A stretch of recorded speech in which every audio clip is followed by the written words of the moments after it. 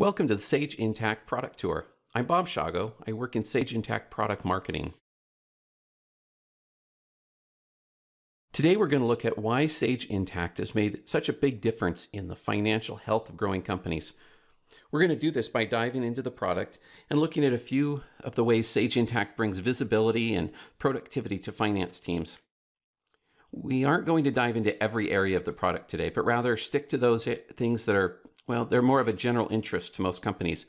If you're dealing with specialty areas like subscription contracts or project accounting or inventory management, those are part of other specialized product tours. Today, we're going to look at the order to cash process and the automation around getting revenue into your company. We're going to look at procure to pay, which involves controlling spending and automation around approvals. Then we'll dive into Sage Intacct's built-in tools to provide visibility. And lastly, we'll wrap up with a closer look at managing multiple locations or multiple entities. In today's demo, we're going to dive into examples of a more nimble approach made possible through the power of cloud computing. An ideal solution would include a sales order system that is both automated in terms of workflow and quickly accessible to answer questions about orders in real time. In purchasing, automated workflows made the process completely transparent, and approvals are automated as part of every purchase. Reporting should be built in and configurable by the accounting team without the help of IT. It should capture real-time metrics that help the company see where they're going each day. An appropriate report should be available for review by any manager or stakeholder without having to request information from the finance team. And from a single login, finance leaders should be able to see financials across all their locations or entities, both individually and consolidated. And they should be able to see this consolidated view at any time, not just at the end of the reporting period. So let's go ahead and get started by diving into our first area of the product, order to cash. Our biggest focus here is going to be on how we streamline the order process and provide the ability to handle customer questions quickly and efficiently. What you're looking at right here is a dashboard, and we'll come back to this a little bit later. What we want to do right now is go over to order entry. And so across the top here, we have our different applications within the system. So I'm going to go ahead and choose order entry. This brings us to our order entry overview. Here we can access our different data tables like customers, warehouses, product lines, things like that. We can also get to this workflow under tasks. And this is where we're going to spend some time. We've got create a sales quote, create a sales order, fulfill an order, create a sales invoice. And we can create one of these and then progress it forward along this workflow without re-entering data. And so I can actually start at any point here. I can start with a sales quote. I can start with a sales order and then move that forward. If for some reason I need to, I can go ahead and create with I just start by creating a sales invoice as well. But I've gone ahead today and I've created a sales quote. So I'm going to jump over here to the left. This is our pop-out menu on the left here. We've got this bar, and here we have all our different transactions. And so instead of clicking on the plus or on this button here, I'll just click on the name of the thing I want to get to, and I'll get to a list of ones that are already built. So if I click on sales quote, I go to the sales quote list, and I've already started this sales quote here for JIT Chemical Corp, and it's in draft mode. So I'm going to go ahead and finish that up by opening it to edit. And you can see across the top I have everything about this. I have the transaction date, the due date, the item total, all the information that goes into this. I can see the status is draft, which means it's not ready to be moved forward in the workflow at all. I've simply created a draft of this and the system's holding it for me to finish up. When I entered the customer here to start this, it automatically filled in the information for the quote to and ship to. The payment terms were put in automatically, but I can change those. I added a reference number, the customer's PO number that they were working off of. And I can go ahead and add attachments as well. I could, if I had an image or a PDF of that purchase order, I could add that to the attachments, or I might want some other document that goes along with this sales quote. Down here I have my line items. And right now I have two line items. I've got their Defender Pro, which is their security system, one of those. And I have these add-ons. You can't see the full line here, but for it to pull it up, it's the motion detector. So I've got 8 motion sensors to go with the security system. I'm going to go and add another line item here, and that is that they want to get 4 of these cameras. And so we'll go ahead and add in that. We'll set the amount here to 4. And I want to show you something interesting. So we've got some information here that we'd expect on a line item, right? We've got quantity, unit, price, extended price. And as I click out of that, the extended price will update automatically. So I've got the 4 units accounted for. But then I've got this drop-down menu on each line, and it shows additional information. I can extend the description. I can write a memo about the price calculation, if the price calculation is maybe out of the ordinary. If this was some kind of a contract or some kind of a subscription, I could put in a start and an end date. And then this part down here, this is actually, we're going to change something or add something in the dimensions. We've got location, department, project, customer, vendor, class, and we've got a user-defined dimension, which could be named anything you want. And this is just to show you that you can add these different dimensions. And what these dimensions do is they tag the transaction. And we're going to go ahead and set the location. We're going to say that this one's in Texas. And remember, we're going to get back to multi-entity or multi-location later on in this presentation. But for now, let's just go ahead and tag this, that this transaction's applying to the Texas location. This order is going through the Texas location. And I'm going to go ahead and close this, hide those details. And I've already set that on the other 2 line items. And I'm going to go ahead and post this. Now with that posted, it's brought us back to the same page, this list that we looked at, but there's a new link here. It's called Convert. And so from this point, and I can also do this from the transaction screen itself once it's posted if I want to go back to it and look at it. But right here, I can click Convert, and I can see that I can convert this to a sales order. I could also convert it to another sales quote. If I want to convert it to another sales quote and then edit it to change something, maybe I'm creating multiple quotes with different options for a client or something. But I can go ahead and create the sales order. So we're going to progress this. I'm going to click Sales Order. And now we've converted this transaction. All the information's come forward, all those line items. I don't have to reset anything. It's come forward to be a sales order.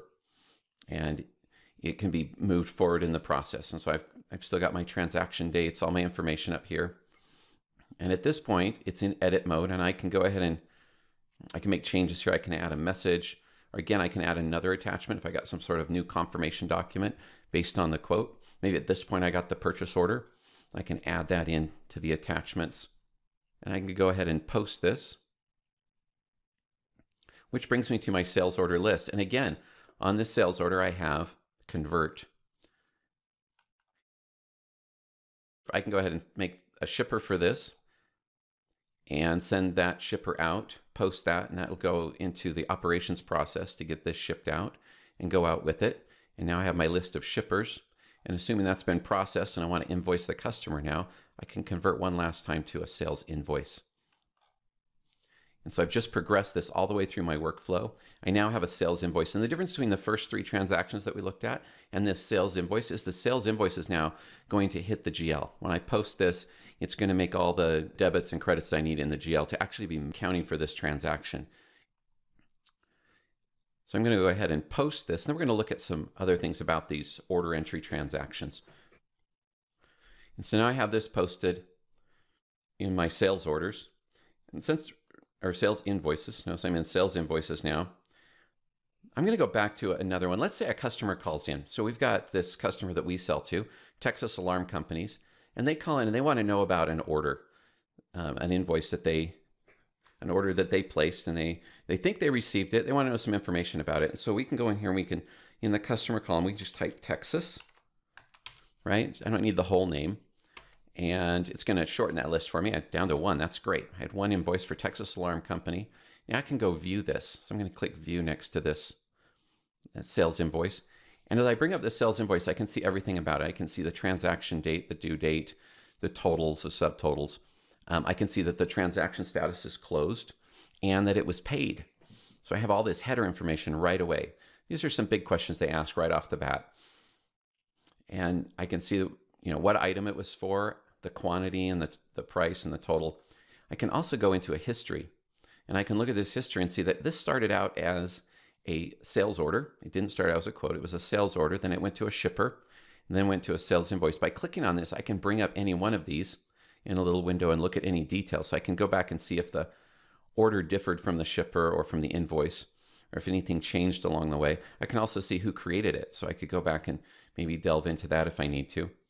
And I can also see the payment details. I can see when it was paid and how much was paid. And I even have this payment record. I could go view the payment record inside the system and see where it was received to and what bank it went to inside my own system. So I have a lot of information to get to right at my fingertips to serve that customer. So I'm not diving into paperwork, looking up orders. I can do it right on the fly and quickly get that customer the things they need about the order and get that information out to them. That's pretty much all I wanted to share right now about order entry. I'm going to go ahead and move back to my dashboard now that we were at to start with on my CFO's daily view. Let's jump back to our presentation.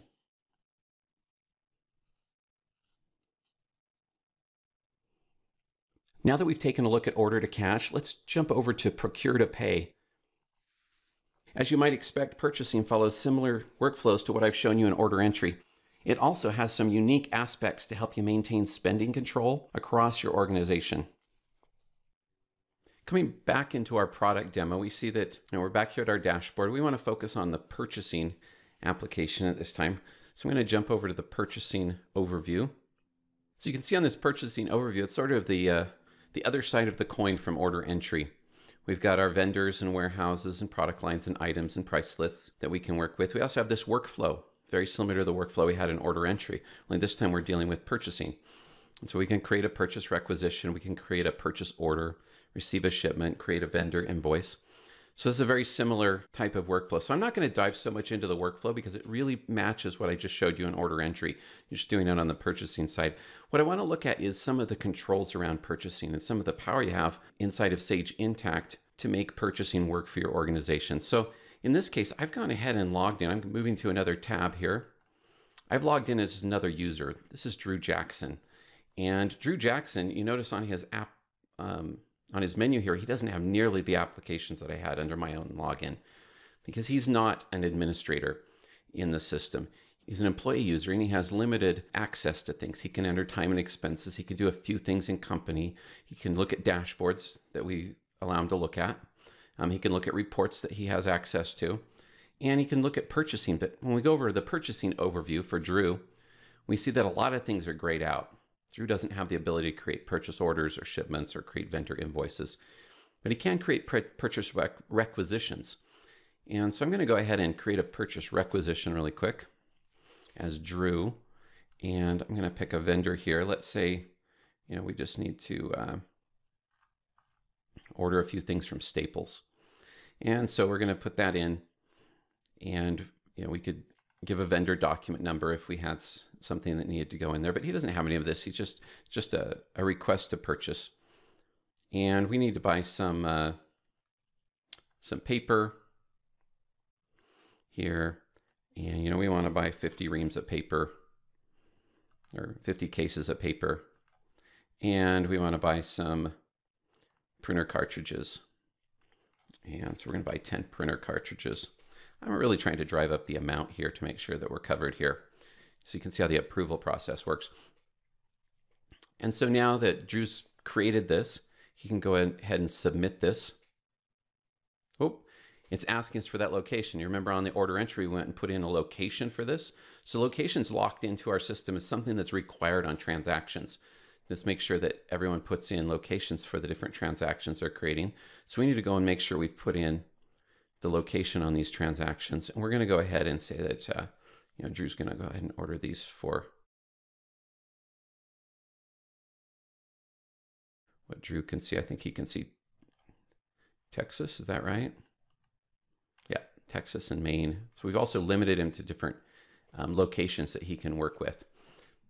So we'll set Texas there. We'll go to the next row and we'll go ahead and set Texas there as the location. And I'm going to close that. So the system's not going to let these transactions go through without the right tag on them for the dimensions that we want to track. Now, as I submit this, brings us back to our main workflow here.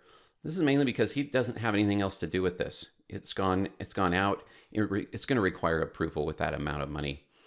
Jumping back to my login, I'm here in the purchasing application. Now, if I'm actively working in purchasing, I can go down to this little Approve Purchasing Transactions button. And here I see that I have this, Drew Jackson has submitted this purchase requisition to Staples for $2,900, and I can approve or decline from here. Now, this is not the only place I can approve or decline. I've also, if I'm the main approver for this, or if I'm his manager, I've received an email about this approval, so I can see that in my email. I could also open up Sage Intacct on a mobile device, on my phone or tablet, and I can do approvals from there remotely. And so I can see all the things that need to be approved on an approvals dashboard on a mobile device. And I can also go to a main dashboard. So if I go back to dashboards and I open up the particular dashboard here, purchasing operations dashboard that I've created, I see that I have this approvals component here on the upper right, and I have this same transaction here from Drew that I can look at, and if I scroll to the right, I can see what date it was, and I can see that I've got some things that need to be handled. And so I have lots of ways that I can go through and approve this. Jumping back to purchasing, when I approve it, I can put in comments. I can, whatever I need to, I can approve this. Maybe I put in some conditional comments and that's gone through and been approved. Something else I could do is go back to these purchase requisitions now. That was opening a new one. I want to look at my purchasing requisitions.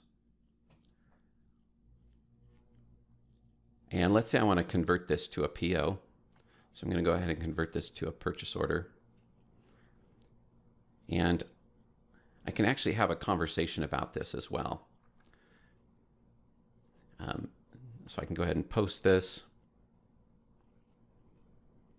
And any document that I want to view, I can view this purchase order and I can say, something like,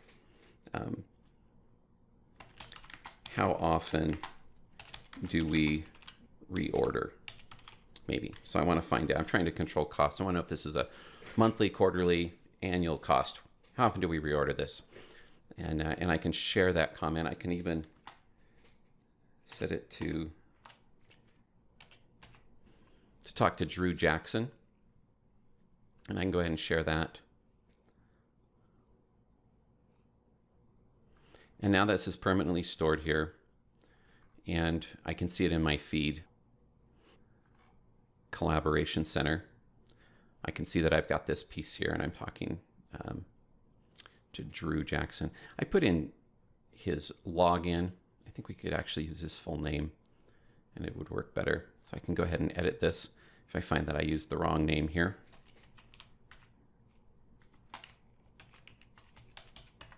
And there we see that he's popped up here and I can add that in.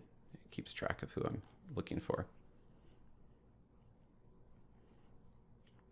And so now that's going to show up on Drew Jackson's feed. When he goes to his collaboration feed, he'll actually get a notification that someone mentioned him in a feed, and he can see this in his feed as well. The other aspect, beyond the approvals that I wanted to point out in purchasing, if we go back to our purchasing overview, is that we have the ability to track this idea of receive shipment. So rather than just a purchase order going out, when it's received, the people in our receiving, in our warehouse or wherever we're receiving, can check it against the received shipment order, make sure it's right, and then they can process it forward before we process a vendor invoice. This way we can keep track of all our vendors, whether we're getting things processed on time. So if I look at receive a shipper, something came in, they can document what was in that, or I can look at an existing purchase order. And if I take this purchase order and I convert it to a PO receiver, then the people in the warehouse can look at this and say, did we get 50 cases? Did we get 10 toner cartridges? And if they didn't, they can change these amounts. Something was on back order and we only received 9 of these, and they can go ahead and post that. And so now we have this posted. It's a different transactional amount than the PO, and we have a different amount. So we're keeping track of what we're actually receiving in. So we're adding controls, and we can look back and see which vendors, we can get reports on vendors and see how they're doing, whether they're a good vendor or whether they're consistently having to change from the PO. And so we have some better vendor management here. The other thing we have, because we're at the top level, we're doing this accounting at the top level, is we can share vendors across all these different organizations. So we can start getting some economies of scale. So people working in Texas, Maine, California, Florida can work off a common set of vendors and go back to those vendors and get some discount pricing based on the volume we're doing across our entire organization. So these are just some of the advantage we have in maintaining control in purchasing. We also have spend control that you can set up. I'm not going to dive into that in this demo, but it basically says you set budgets and you can set warnings when a transaction is going to exceed the spend budget. And so that's another way we control costs within the system and manage those costs and manage purchasing. I'm going to jump back over to my dashboards here. Go ahead and leave that page. And I'm going to go back to my presentation at this point.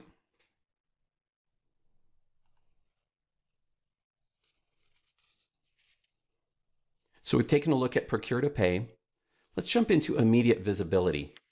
And this is a big deal to a lot of companies as they're growing, to be able to see what's going on in the company. As we look at visibility and reporting, we'll start with built-in role-based dashboards and then look at how you dig deeper, as well as how you, as a finance professional, create unique reporting to exactly match the needs of your business. I'll show you how you can use dimensions to filter and regroup data into meaningful information.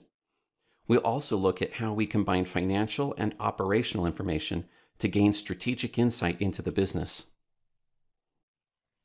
So I've been promising for a while now that we're going to get to discussing these dashboards in a little more depth, and this is where we do it. This is really where reporting starts, is in the dashboard. You have the opportunity within a dashboard to look at upfront metrics. We call them performance cards right here at the top. We also have the ability to filter on date. I could actually create more filters along here, and I could filter by dimensions. I'm going to show you another way we do that as well. And when we get to multi-entity, we can look at different locations or entities. But in my dashboard configuration, and you configure these dashboards yourself. There's lots of configurations you can do. You can bring up menus to look at all the different aspects. And you can decide which filters you want to show on a dashboard. I have the as of date. I could easily put the location on there and save that. And now I would have it rebuild, and it has a drop down for location, so I could filter by a particular location. So I have this dashboard. I have dashboard grouping. So these are role-based. I happen to be in my CFO daily view dashboard. In this company, I have just a few dashboards. I've got the CFO dashboards. I have two of those. I've grouped them in a category so I can use a little drop-down menu to move between the ones in that category. And then I have an employee dashboard, a purchasing indirect, and a purchasing operations dashboard.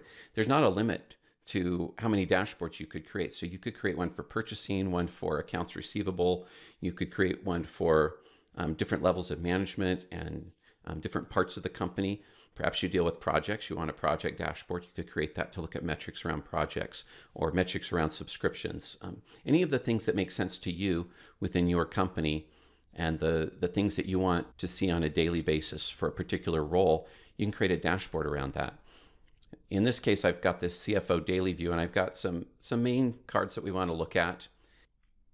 And any of these cards, I can click on these. For instance, I can click on expenses. Notice how it turns blue. It means it's clickable. And I can drill down into that. And I can see what's driving this summary number that I have up here. And I can see that these are the expenses. This is month ending because I've got a comparison to prior month. And so I have the previous month and the current month. And I've got these compared here. I noticed that my expenses were a little higher here. I had some professional fees. I can go ahead and drill into that and see what's driving that. It looks like there was an expense adjustment, a general ledger entry around that. And so I can go ahead and close that. But I can drill down even further and get right to the transactions that make up these metrics. All the performance cards are really behind the scenes is a group of accounts. We've taken all of our, for instance, all of our asset accounts, and we've created an account group. And then we've pointed this performance card at that account group and said, give us the summary for this month. and show us the comparison to the prior month. And that's how that works.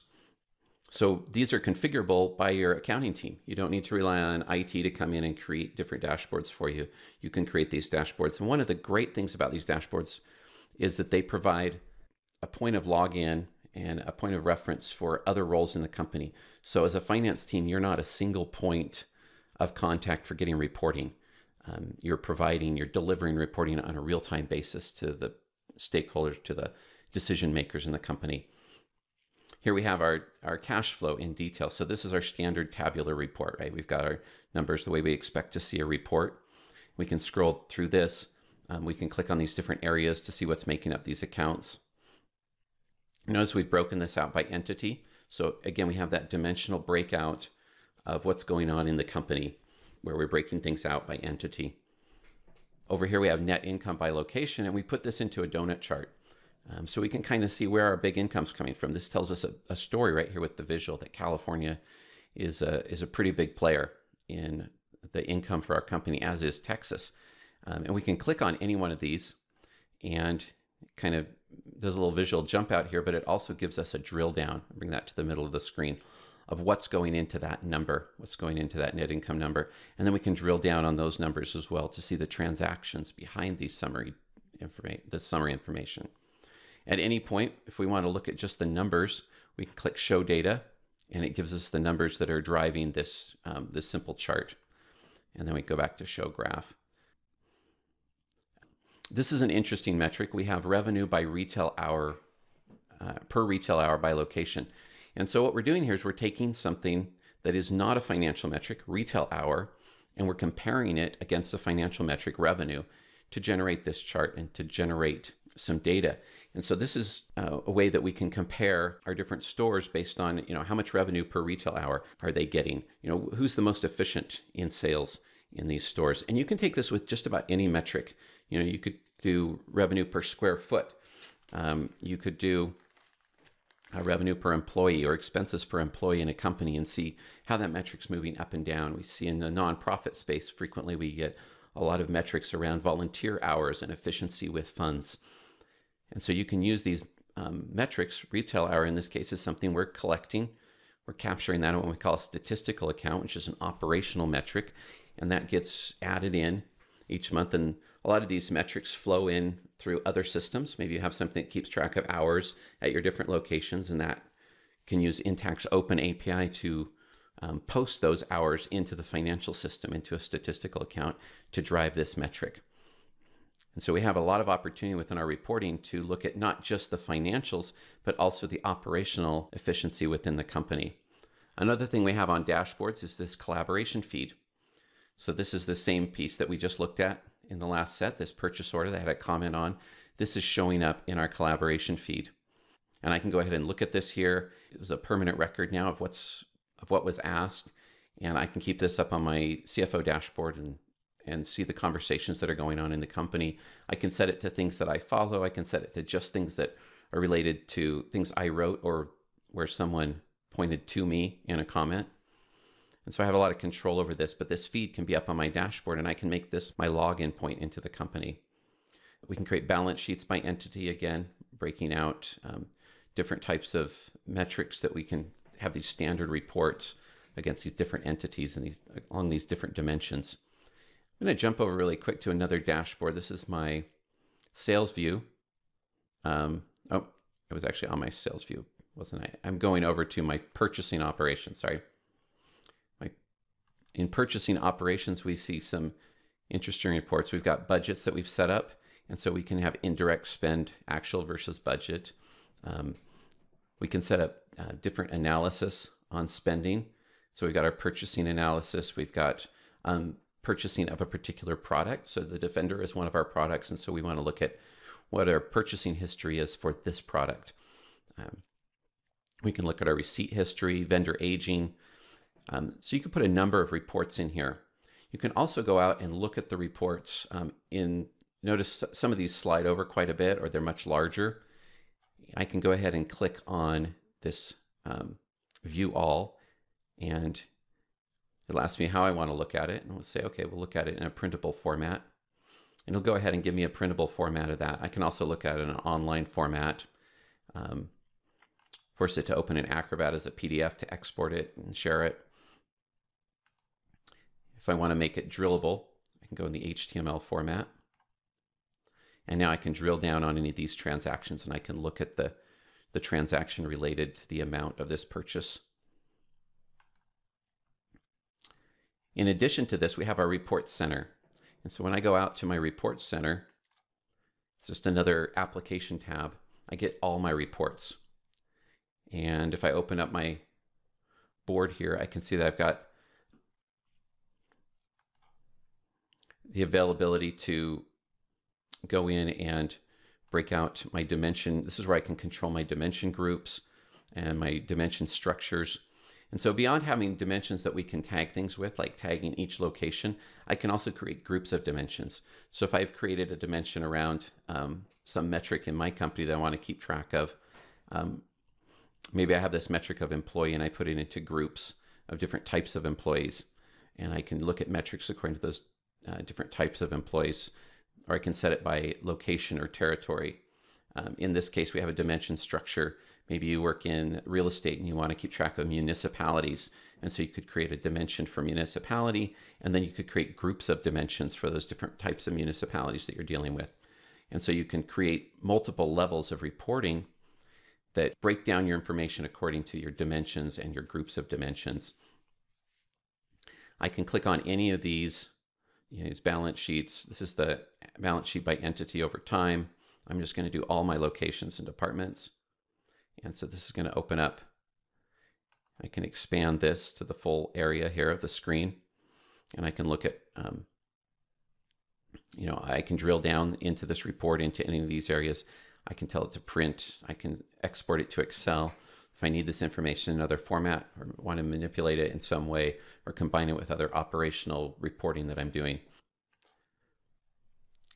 The other thing I can do with any of these is I can take this report and I can edit it. And this is one of the great powers of reporting within Sage Intacct, is that I don't have to go to IT to script out something for my reports. I can, as a finance person, I can go in and I can make adjustments to my reports. Maybe I like this report. I may want to duplicate this report and then start working on the duplicate. So I would duplicate it, rename it, and then start changing the report to do something else. So I don't have to start from scratch, creating a new report from nothing. But I can go ahead and I can make changes to the rows. I can rearrange the rows. I can decide what detail, whether it's summary or detail, what the basis is. In this case, it's a default from a group, the basis for the amounts, whether I want to always display it or I want it to hide it, to be hidden, and then I can expand it when the report is being viewed. I can look at my different columns. I create the columns in my report and I decide what they do. These expand as I go to work on the different columns. And I can define, if they're looking at a particular period, I can define if it's going to be a calculated value, and I can set calculations on certain columns. I define that in my computations, so I can create computations on these different columns. I can create filters. I can define which ones get included, which ones get prompted. Notice I had those two prompts for department and location at the beginning. That came up because I had these two prompts checked. So the user at what we call runtime, basically at the time the report is going to run, gets a prompt to make decisions about the filters that are going to be used in the report at that time. I can even set an as of date. Maybe I want a consistent report. I create a copy of a report. I want it to just run. That was my end of year report. That's where I want it to stop. I give it an as of date, as of 12/31/2017. That's it. And that's where I want that report to statically stay. And I could label it that way. I can generate different formats, and permissions are really important. So I can set who gets to look at this report. So some reports might be more sensitive than others, and you can set the report to be available to everyone, or you can set it to be hidden from everyone and only give access to a few people. You get to decide who's on the list, who gets to see reports. And it's not a matter of it being grayed out. They just won't even see it in their list of reports. And so there's a lot of versatility here. I'm not going to go into everything. We have some classes actually on how to use the financial report writer and really get the most out of it. But it's a huge part of the visibility into Sage Intacct. I'm going to cancel out of this. I'm not going to change this report at this time. You can also do the same thing with charts. And so I can have, notice I have, these are my financial reports, my main financial reports, but I also have reports under the general ledger and under each of the applications, purchasing, order entry, and so on. And I can do the same thing with these reports. I can go and make changes to them, edit them as needed. Some reports are standard. There's certain standard reports, and we kind of lock those down so you have them and they're always working the right way. I can also memorize reports, meaning I can go in to any of these reports and I can say, you know, save this report with these settings, you know, these are the filters I want, memorize it, save it to my memorized list, and then I can take those memorized reports and I can schedule them. I can go ahead and set schedules to have them delivered. So maybe I have a month-end schedule of reports. I have these 5 reports that get delivered to somebody at the end of the month. And they have all the memorized. They're going to be, you know, just for the current month or end of quarter, however you want to set it up. You can also set your favorite reports. I can go to any of these reports here, and I can take this report right here and just click the star. It's now a favorite. And when I go over to my favorites, I have that report there. I can do the same thing with dashboards. I can go to any of my dashboards on this list. I can take a report like this and say, I want that one to be a favorite, and I want that one to be a favorite. And now my favorite list has both of these dashboards on it. And so that you've got quick access to the things that you use most. Make it quick and easy for you. With that, I'm going back to this dashboard. Let's jump back over to our presentation really quick and see where we're at in this demo.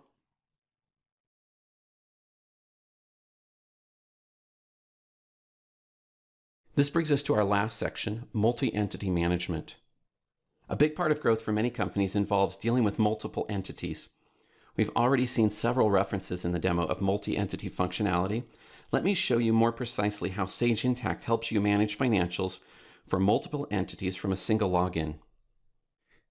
So as we look at multi-entity, I've gone to this drop down before, and you can see that we've got access as an administrator with we call a super user. I have access to all the entities, and I can go in to any one of these entities and do accounting in that entity and it will be just for that entity. So for instance, I'm going to jump over here to Texas. You notice it opens a new tab here in my browser. The old tab is still open with the top level.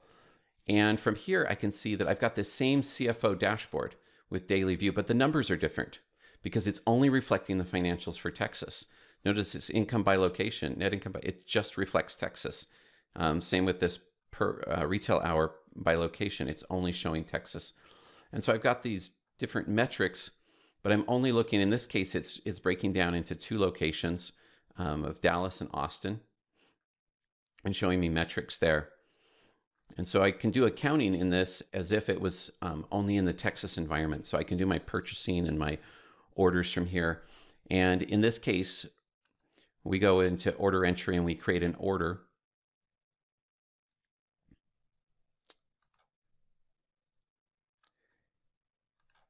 When I go and choose an item and I go down here, it's already put in the location. Remember, we went back and we added locations when we were working from the top level. Because we're in the Texas entity, location is already added automatically to our orders. So I'm going to go ahead and cancel out of that. Just want to point out some things that are being done automatically for you in these different orders. Another thing we have access to in the different dimensions, notice we still have the same group of customers. As you saw when I did the drop down from order entry, we still have our same group of customers available. These are managed at the top level. The other thing we've got is what's going on here with the 4 entities